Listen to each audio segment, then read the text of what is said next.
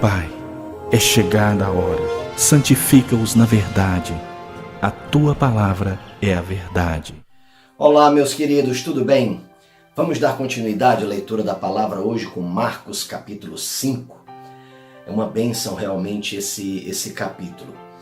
E eu quero destacar aqui Marcos 5, 2 e 3, quando nós lemos: quando Jesus desembarcou, um homem com um espírito imundo veio dos sepulcros ao seu encontro.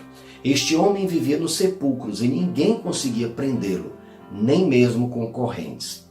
Sabe, queridos, muitas vezes nós somos tentados no mundo em que nós vivemos a crer que demônios são invenções, são simbolismos, que demônios são apenas coisa da nossa imaginação, mas não são.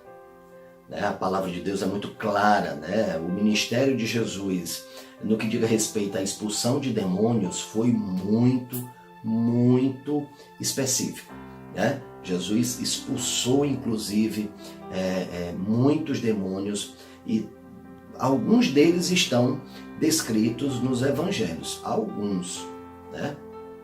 Então, é importante percebermos isso. Existem sim demônios e eles andam ao derredor, rugindo, buscando a quem possa devorar. É o que diz também a palavra. Mas é importante percebermos, queridos, que nós não precisamos ter medo de demônios, tá certo? Não é para ter medo de demônio, de forma nenhuma.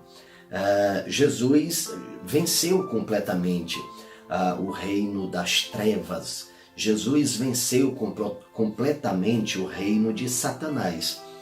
Então, na autoridade do nome de Jesus, você pode, inclusive, expulsar demônios, né? Logo mais a gente vai abordar um pouco melhor esse aspecto. Mas eu quero só deixar claro para você. E o interessante disso tudo é que durante esse momento que Jesus expulsou o demônio desse rapaz do Gadareno, né? Ele morava numa região chamada Gadara, e as pessoas que moravam ali, elas ficaram admiradas com o que Jesus fez, porque eles conheciam aquele rapaz de muito tempo, e não era só um demônio que estava possuindo aquele rapaz, eram muitos demônios. E aqueles demônios clamaram a Jesus, no momento que eles estavam sendo expulsos, eles clamaram a Jesus que os expulsasse daquele rapaz, mas que permitisse que eles entrassem uns porcos que haviam ali na região. Jesus permitiu, eles entraram nos porcos e os porcos se jogaram de um abismo. O povo da região ficou sabendo o que aconteceu e pediram a Jesus que saísse da região deles. Olha que estranho, né? Chega alguém com esse poder de expulsar demônios. Aquelas pessoas, tenho certeza que muitas delas estavam também sendo influenciadas ou até possuídas por espíritos malignos, vivendo uma vida derrotada, vivendo uma vida triste, uma vida oprimida. Mas eles preferiram pedir a Jesus que saísse da região deles, porque afinal Jesus tinha feito aquilo e os porcos tinham se jogado do abismo. Eles estavam com medo de perder a riqueza deles, eles estavam com medo de perder as provisões deles. E, poxa, nos causa grande estranheza essa atitude, né? Então, queridos, nós não podemos de forma nenhuma negligenciar, né, a existência de um mundo espiritual, e que nesse mundo espiritual existem anjos e demônios, que nesse mundo espiritual existem realmente esses seres que, na medida do que podem, né, na medida do que percebem legalidade nas nossas vidas, eles podem vir a causar opressões, a causar inclusive possessões, né? Mas aquele que entrega a sua vida a Jesus, mas aquele que realmente recebe o Espírito Santo de Deus, ele pode ter absoluta certeza de que ele está completamente selado, protegido contra esse tipo de manifestação, né? Esse tipo de possessão, com certeza está protegido. Amém? Porque o Espírito Santo de Deus mora em você, porque o Espírito Santo de Deus é luz, e onde há luz não há treva. Amém? Quero também destacar para você aqui Marcos capítulo 5, 16 e 17. Perdão, queridos. Marcos 5, 22 e 23. Perdão. Então chegou ali um dos dirigentes da sinagoga, chamado Jairo.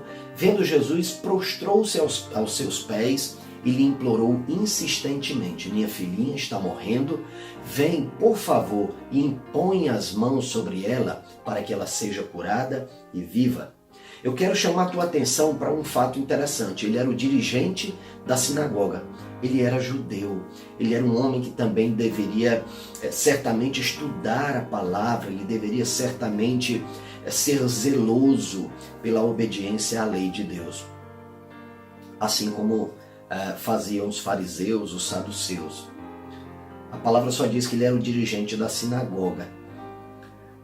Mas o importante é nós percebermos que aquele homem que tinha a mesma condição de ciência, a mesma condição de sabedoria, a mesma condição de conhecimento que os fariseus e os escribas, esse soube realmente se humilhar na presença de Jesus.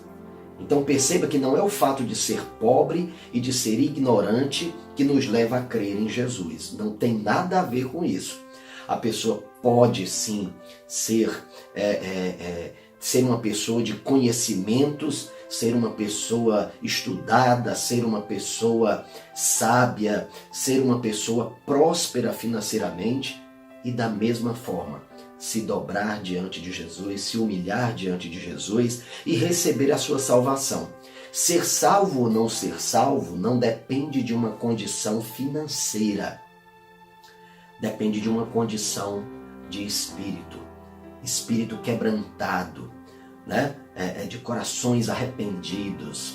Depende de nós reconhecermos a nossa pequenez diante de Deus e reconhecermos que Ele é um Deus grande e capaz de nos fazer santos como Ele é santo.